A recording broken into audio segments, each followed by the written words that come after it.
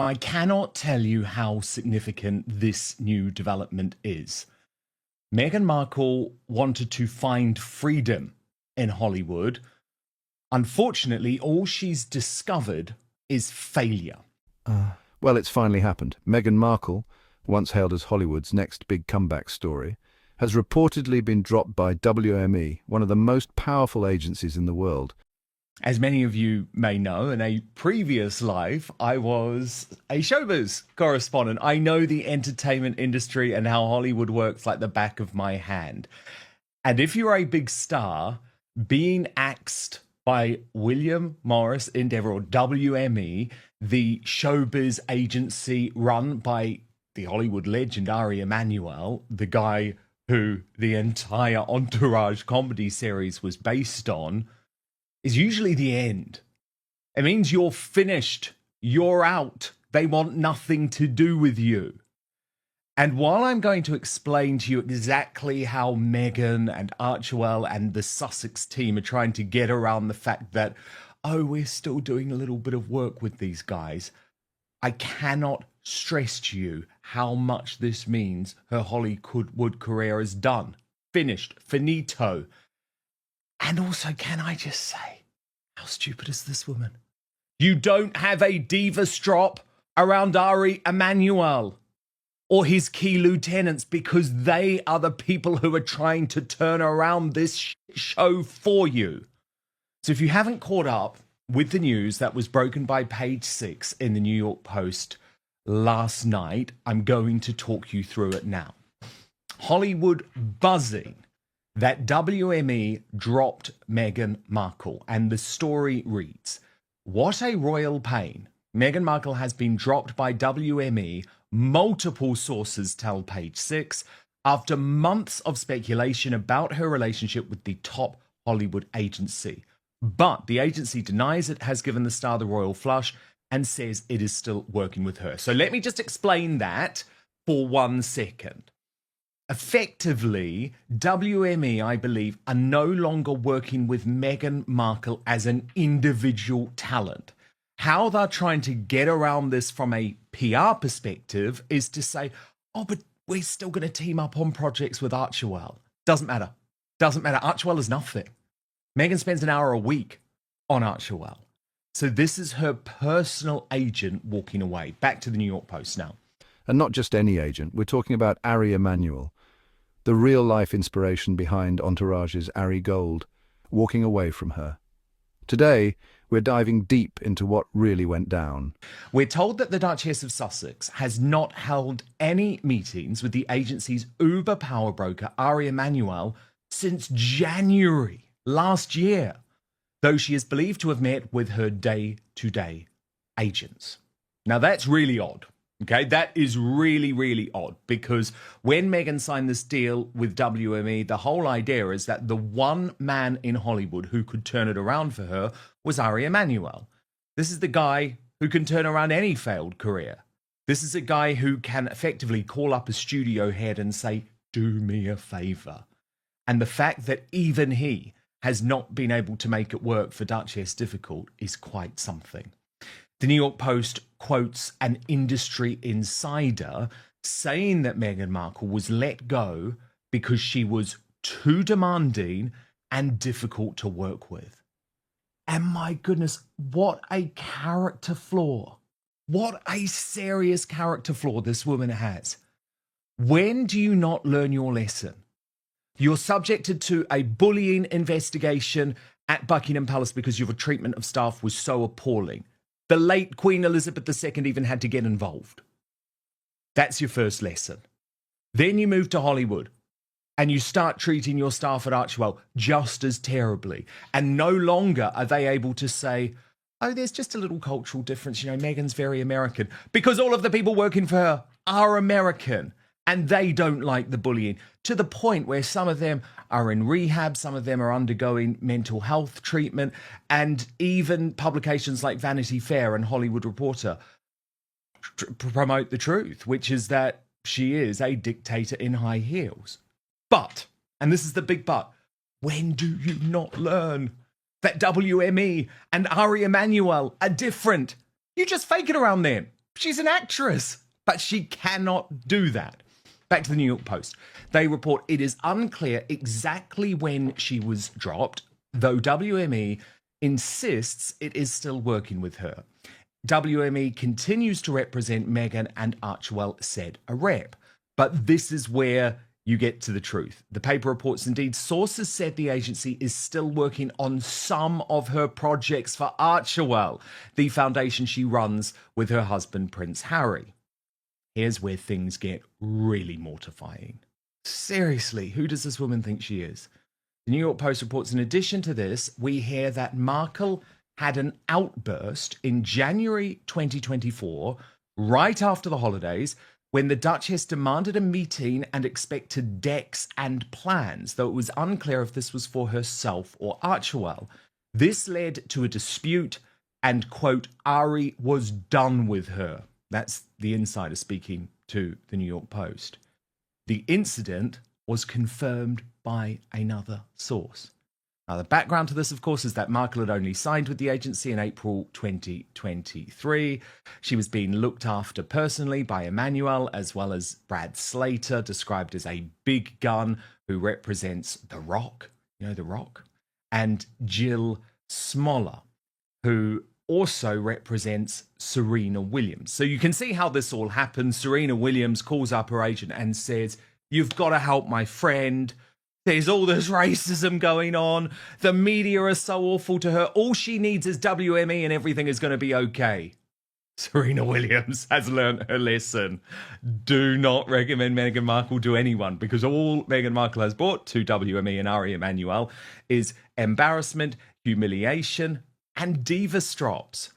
Another Hollywood source told the New York Post, "I don't know what these projects are, but WME is definitely not working on Meghan's personal business."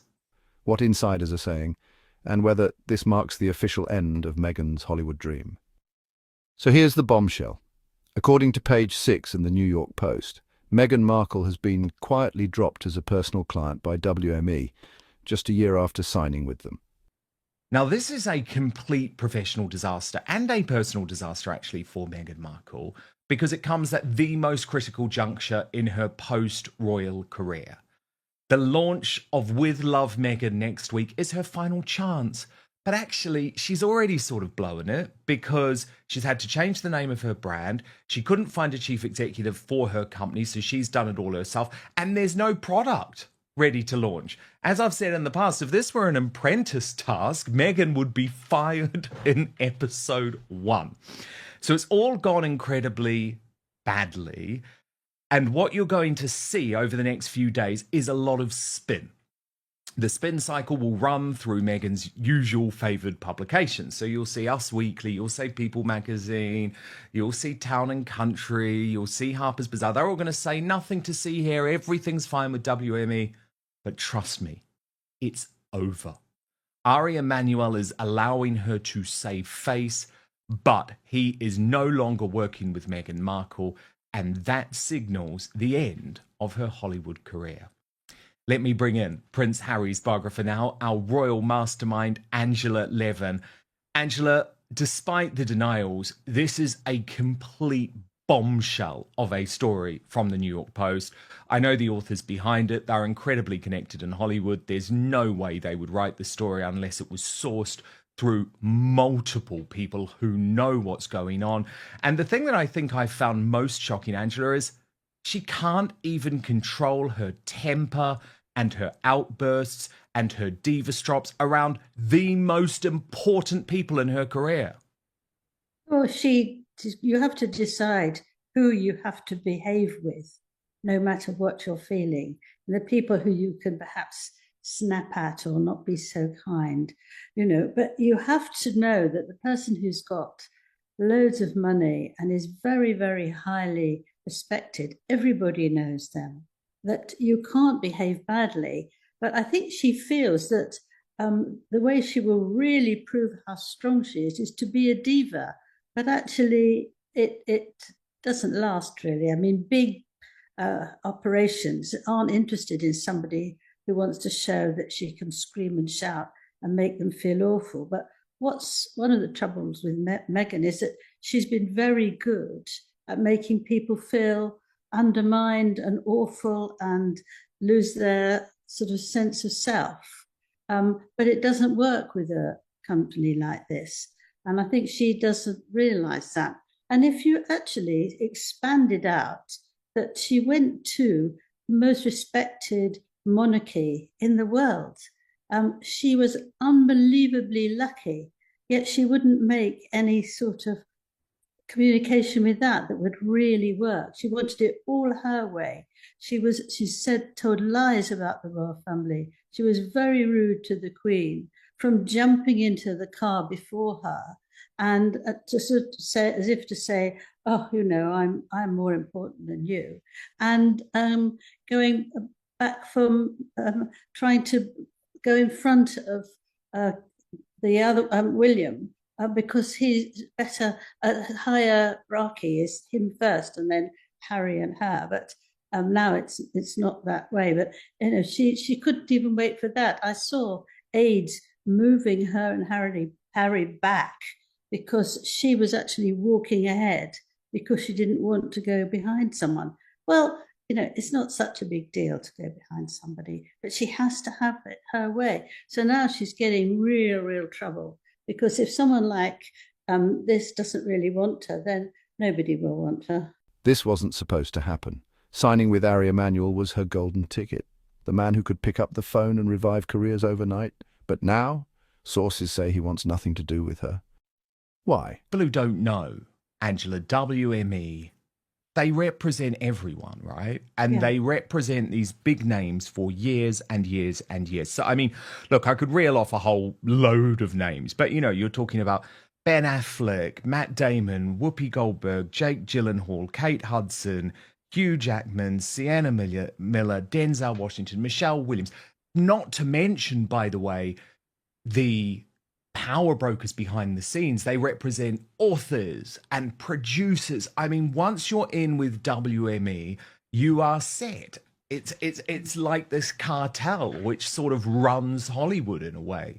And this was her last chance, because Ari Emanuel, as you rightly point out, Angela, didn't need this. I mean, he's a very rich, successful guy. He was doing this to try and help the woman.